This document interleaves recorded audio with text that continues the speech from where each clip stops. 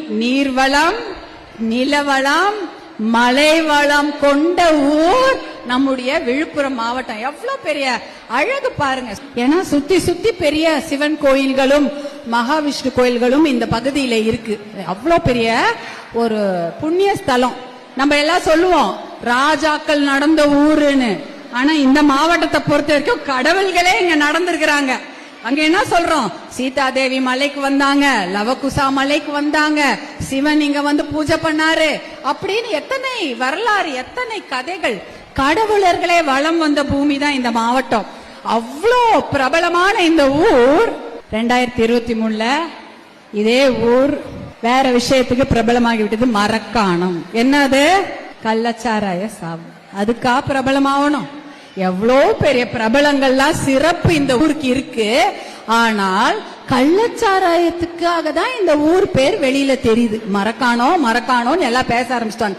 கிட்டத்தட்ட 20 பேர் கள்ளச்சாராயம் குடித்து இறந்துட்டாங்க. அதான் ரொம்ப கஷ்டம். அதாவது இருக்கிற கோவிலுக்காக பிரபலம் ஆகல, இருக்கக்கூடிய அந்த மலைக்காக பிரபலம் ஆகல, இந்த ஊர்ல இருக்கக்கூடிய கழிவேலி போன்ற தண்ணீர் நில வளத்துக்காக இந்த ஊர் பிரபலம் ஆகாம போயும் கள்ளச்சாராயத்துக்காக இந்த ஊர் பேர் வெளில தெரிஞ்சது. மரக்காணத்துல செத்து போயிட்டாங்க, மரக்காணத்துல கள்ளச்சாராயம் குடிச்சு நிறைய பேர் போயிட்டாங்க. இது ரொம்ப மனதுக்கு வருத்தமான ஒரு விஷயம். ஆனா இன்னொரு விஷயத்துக்கும் இந்த ஊர் பிரபலம் ஆயிடுச்சு. என்னன்னா 4000 கோடி இந்த ஊர்ல மட்டும் என்ன வருமானம்? டாஸ்மாக் வருமானம் அதிகமா இருக்கா? சாயங்காலம் வெளில போக முடியுதா? போவே முடியலையா?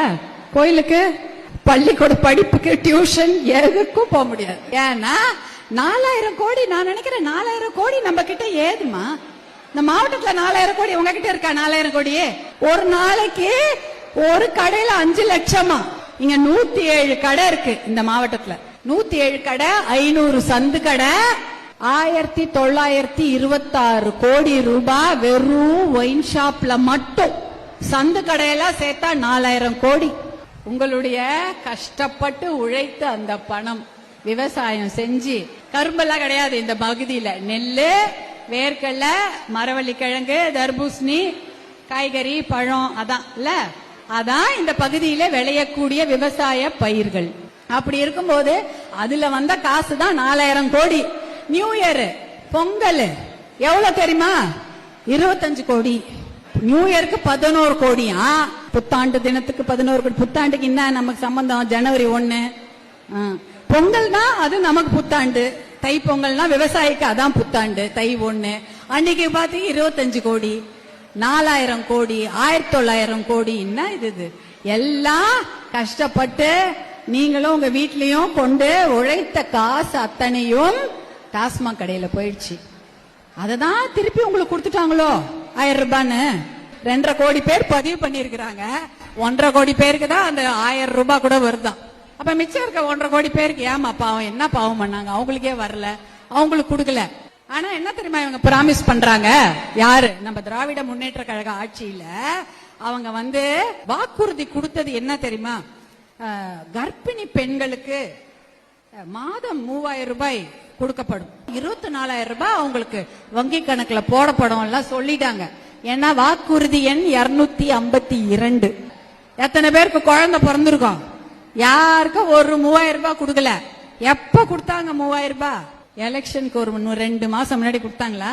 3 மாசத்துக்கு முன்னாடி பொங்கல் வருது. ஏன் 5 வருஷம் பொங்கல் கொண்டாடவே இல்லையா? நம்ம தமிழ்நாட்டுல 5 வருஷமா நம்ம பொங்கல் கொண்டாடி தானே இருக்கோம். அப்ப ஏன் கொடுக்கல 3000 ரூபாய்? கரெக்டா எலெக்ஷன் பார்த்து 3000 ரூபாய் கொடுக்கறாங்கன்னா எதுக்கு? ஏமாத்துறதுக்கு தான். 100 நாள் வேலைன்னாங்க, அதாவது கொடுத்தாங்களா? யாருக்கும் வரல. 100 நாள் வந்துதா? 10 நாள் வந்துதா? 10 நாள் வந்தது. அப்ப கூட முழுசா 250 350 ரூபாய் வந்துதா? 69 ரூபாய். அது என்ன கணக்குன்னு தெரியல.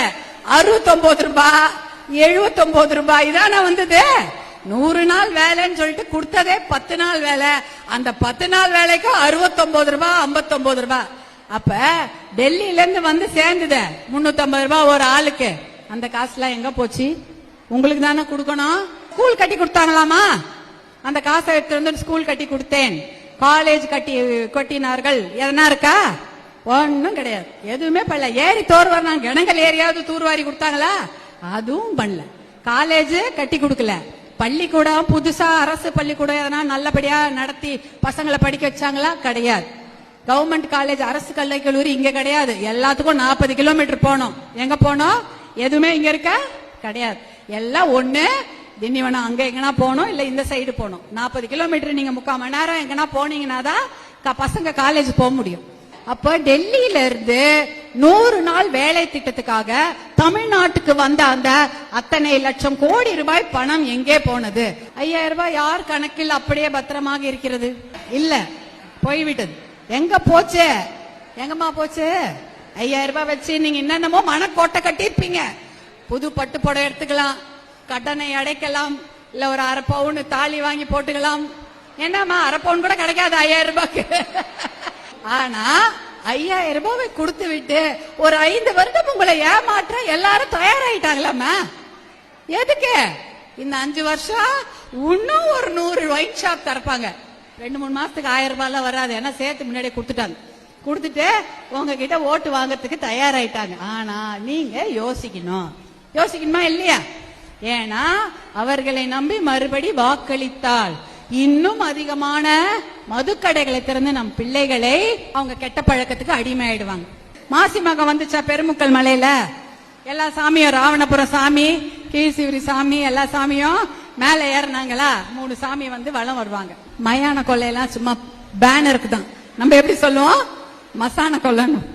மசான கொள்ளை என்றால் எல்லாரும் முதல்ல எனக்கு அப்பெல்லாம் தெரியும். நான் திருமணமாகி வந்தப்போ மசான கொள்ளையெல்லாம் அப்ப வருஷம் வருவேன்.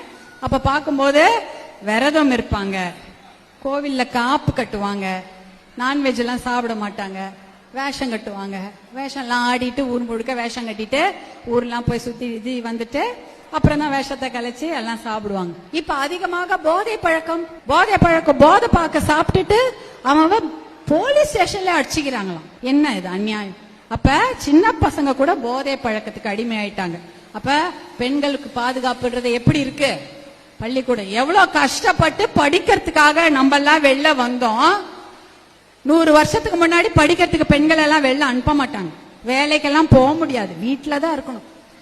அதையெல்லாம் மீறி எத்தனையோ பெண்கள் குடும்ப கஷ்டத்தை எல்லாம் மீறி படிப்பதற்கு வெளியில வந்து கல்லூரி படிப்பு படிக்கிறாங்க, பள்ளிக்கூட படிப்புக்கு போறாங்க, வேலைக்கு போறாங்க.